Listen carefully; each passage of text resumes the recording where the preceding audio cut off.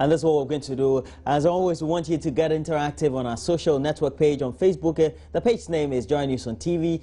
And also, we have a handle on Twitter, Joy News on TV. And we do apologize for the breakup and all that we playing earlier. But this is what we're going to do. The Acting Director General of the Ghana Education Service, Jacob D. Kaur, says the service is set to roll out a new system of performance assessment that could see a number of managers of the country's educational institutions demoted. And under the system, education managers would be required to sign performance contracts as a tool to address the falling standards of education in Ghana. Already, Matilda Bamagap, my colleague, has been engaging educationists and is half-hour on whether this could help in improving falling standards of education. Performance appraisals are standard practices, and if you didn't have it in the past, I think it tells about the lack of quality that we have in the system. If it's going to be introduced now, I think it's a very good idea. For all the time that I've been teaching, we've had performance evaluations. It's standard practice. There's one done every term. But in this country, I would suggest that not only do we have the performance contract, we also have to have a way of teachers signing in and signing out.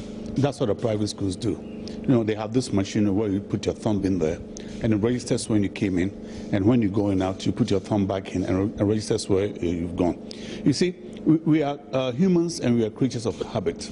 As soon as we realize that there's no supervision about what we're doing, we do it any which way. When we leave people to our own devices, we tend to behave that way. So I think it's a very good thing. But I also believe that we should help teachers especially to give off their best performances. And by that, what I mean is this.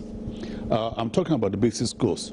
You know, we have about 12,000 basic schools, so it's quite a challenge. What I would suggest is that there are three key things that the Ministry of Ghana Education Service should be looking at. The first one is the weekly forecast or schemes of work. These two, I think, have to be computerized. What is happening is that in this day and age, 21st century, we still have teachers who are copying this day in, day out, and a lot of teachers don't do it. It's such a drudgery. But now, when it's computerized, then what it means is that the next time around, we don't have to copy the whole thing. All we do is that we change the dates, because invariably, they tend to be the same. Or once it's computerized, we can add, we can subtract, and that sort of thing. That's the first one, the scheme of work and weekly forecast.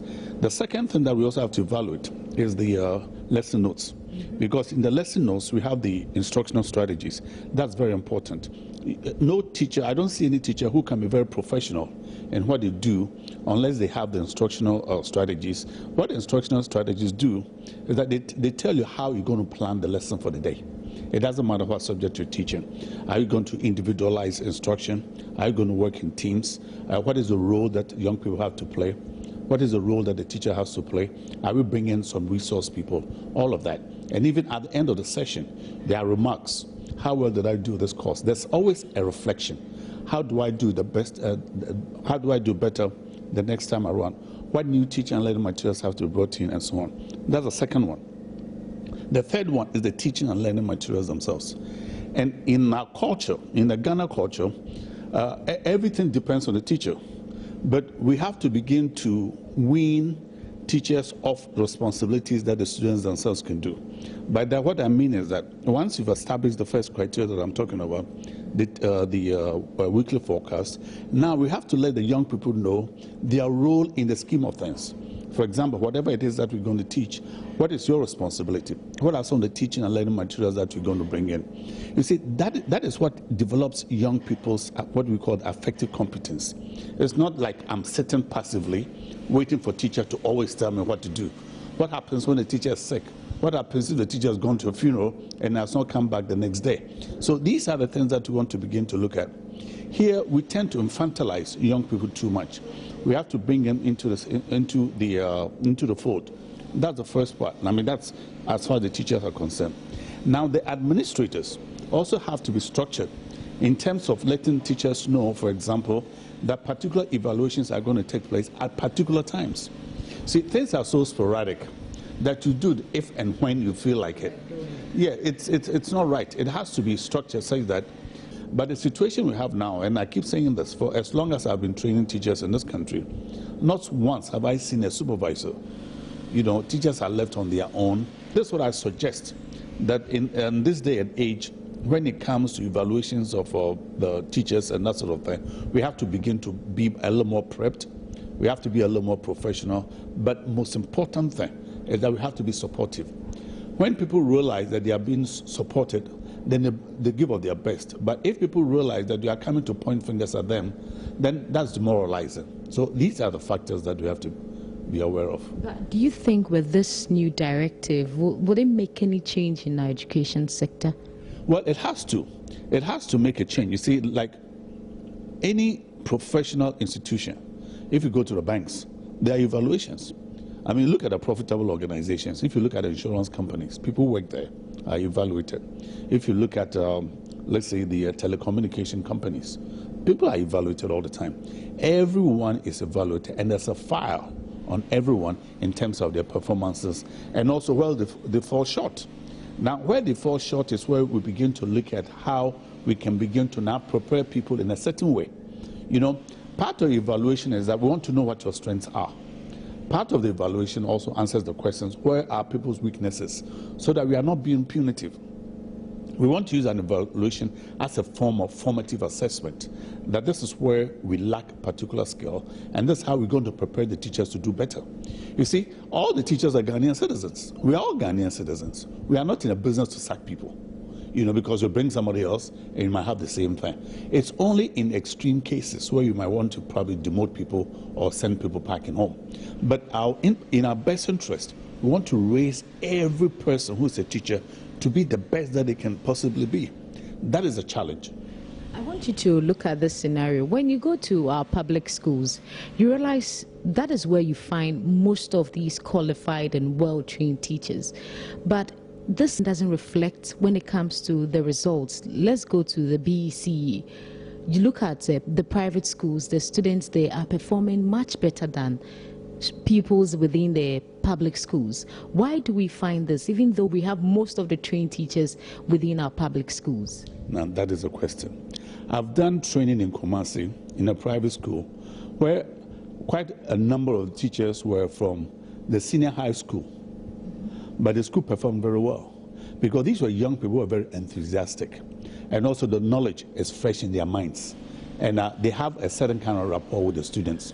Now, on the other hand, if you look at the public schools too, the private schools, the supervision is key. In fact, in the work that I do, that is part of the training. How do you supervise people so they can be on their best? You see, when you supervise people, the idea is that you want to bring the best out of everybody. I don't know one human being who doesn't want to perform to their best abilities, especially when we are supportive. Now, that is the reason why the private schools do better, because the administration keeps an eye on them. The administration keeps an eye on them because the parents are keeping an eye on the administration. You see, the same elements have to come to play in our public schools. But in our public schools are very much like any government agency. People go when they feel like it, they leave when they feel like it, and the word out is that if you look at the ministries, people start going to funerals on Fridays. So on Fridays after 2 o'clock or so, it's very difficult to find people. Now, on Mondays, that's when they are trekking in. You can't have that in a private institution. Yeah, the key is supervision, and the key is structures that will make the teacher successful. Again, you'll be surprised. A lot of the teachers that I've taught here, they come out with a lot of theories from the training schools, Winneba, University of Cape Coast, and some even with a master's degree. You see, it's the practicals that really where people find the difficulties in. So what I'm saying is that in this day and age, you have to begin to introduce computers to do a lot of the work that ordinarily were handwritten. What would be the key message you would give out to the stakeholders within this sector to ensure that this change that we are all vying for the public schools will be achieved? Okay, when we talk about the stakeholders, we want to, it starts with every school. So every school has to be packaged properly. And then every school should also have someone who's responsible for the supervision.